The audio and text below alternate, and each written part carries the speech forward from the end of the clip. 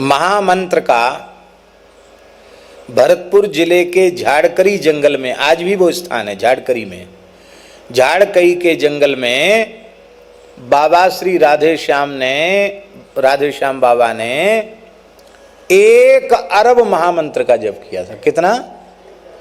100 करोड़। कैसे? 16 गिन के नहीं, हरे राम राम राम हरे हरे, हरे कृष्ण कृष्ण कृष्ण हरे हरे 1, इस गिनती से 1 अरब नाम का जप, महामंत्र का जप किया था। कितने वर्ष लगे उनको? 56 वर्ष लगे। कितने वर्ष लगे? 56 वर्ष लगे उनको। और केवल ब्रजवासी के घर की 1-2 दोना छाछ पीते थे, और छाछ सर्दी न करे इसके लिए इतना सा गुड़ खाते थे, बस इतना सा गुड़ और 2 दोना छाछ।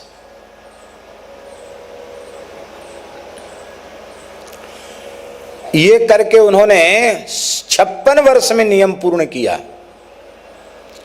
और साक्षात गोस्वामी तुलसीदास जी का दर्शन हुआ उनको, हनुमान जी का दर्शन हुआ। बड़ी विलक्षण चरित्र है उनका महाराज। हनुमान जी का दर्शन हुआ, हनुमान जी बोले क्या चाहिए? बोले हमारे गुरु जी को जैसे आपने दर्शन कराया से हमको दर्शन कराओ, चित्रकूट में सीताराम जी का। तो हनुमान जी बोले बैठो मेरी भुजा पर। यही झाड़करी की बात है। भुजा पर बैठ गए भाव राज्य में। खोलो आंख। आंख खोली तो कामतानाथ जी के सामने खड़े, देखो सीताराम जी का दर्शन कर लो। ऐसे महात्मा थे। तुलसीदास जी ने कहा अमुक संत से तुम विधिवत दीक्षा लो, क्योंकि हमको भाव से स्वीकार कर लिया, हमने स्वीकार कर लिया तुमको, लेकिन संस्कार प्रत्यक्ष किसी संत से लेना चाहिए। तो तुलसीदास जी की आज्ञा से एक संत से उन्होंने विरक्त वेश लिया। सीताराम दास जी नाम हुआ उनका। अब राधे श्याम बाबा नाम कैसे पड़ा ये भी सुन लो। झाड़करी में ही रहते थे जंगल में। तो भगवत दर्शन की व्याकुलता बढ़ी। ब्रजवासियों में कृष्णानुराग तो जन्म से ही होता है, ठाकुर जी से संबंध तो जन्म से ही है। तो किसी ने कहा कि वो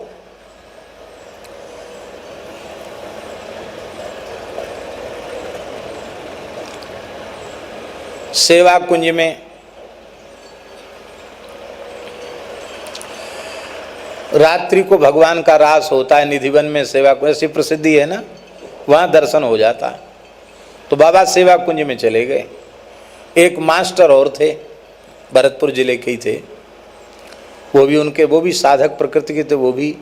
तो दोनों चोरी छिपे घुसे सेवा कुंज में, और शयन के बाद झाड़ी में घुस गए। तो वहाँ खटखटाते हैं, गुसाई लठिया डंडा, भैया कोई हो तो बाहर निकल आओ, अब बंद होगा गेट, पुरानी बात है। चले गए और ये दोनों छिपे रह गए। बाबा को तो भजन का अभ्यास था, बाबा भजन करने लग गए। और जो मास्टर थे, उन मास्टर को किसी अज्ञात शक्ति ने उठाकर सेवा कुंज के द्वार पर पटक दिया, और ये प्रेम से बैठ के जब सब बंद हो गया तो चौरे में बैठ के भजन करने लगे। प्रत्यक्ष महारास का दर्शन उन्हें हुआ। और नृत्य करते हुए श्री किशोरी जी पधारी, और राधा रानी ने अष्ट सखियों के साथ किशोरी जी आई, और सिर पे हाथ रख के किशोरी जी ने कहा बाबा अब तू राधे श्याम है जा। क्या कहा? बाबा अब तू राधे श्याम है जा।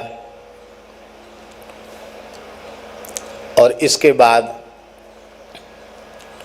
वे तो धन्य हो गए, और क्या चाहिए था? जो चाहिए था सो मिल गया। प्रातः काल मंगला के समय मंगला दर्शन किया, बाहर निकले आए, बड़े आनंद विह्वल थे। तो मास्टर जी ने कहा कि भाई तुम्हें दर्शन? अरे बोले हमें तो पता नहीं किसने उठा के यहाँ बाहर गेट के कैसे मैं पहुँच गया, पता नहीं, धम्म से पटका मुझे, मेरी आँख खुली, मैं तो डर गया, आ गया। आपको? तो इन्होंने बड़ी सरलता से कहा कि हमारा काम तो हो गया, हमें तो रास के दर्शन हो गए। इतना सुनते हुए मास्टर बड़ी जोर से हंसे। अरे बोले, ये बाबा लोग भी झूठ बोलने का ठेका लेके रखते हैं। अरे बाबा, तो ये छाछ और मधुकरी तो वैसी मिलती रहेगी, काहे को झूठ बोले हैं। मोए कछु दर्शन ना आए तो ये दर्शन है गए, बड़ो भारी सिद्ध बन गए हो तो ये दर्शन है गए, ऐसे बोले। मित्रता थी। उन्होंने कहा देखो, हमने तो सरलता से सच्ची बात कह दी, पर तुम्हें विश्वास नहीं हुआ, ये ठीक नहीं है। इसके बाद उन मास्टर के पेट में इतनी जोर का दर्द हुआ कि वो पछाड़ खा खा के गिरने लगे। तब आपने राधा रानी से प्रार्थना की, प्रभु ये मेरे मित्र हैं, ब्राह्मण हैं, ब्रजवासी हैं, कहूँ ये मर ना जाए, हमें बड़ो पाप लगे, वो राधा रानी आए के प्राण बचाओ। बहुत प्रार्थना की, तब उनके प्राण बचे।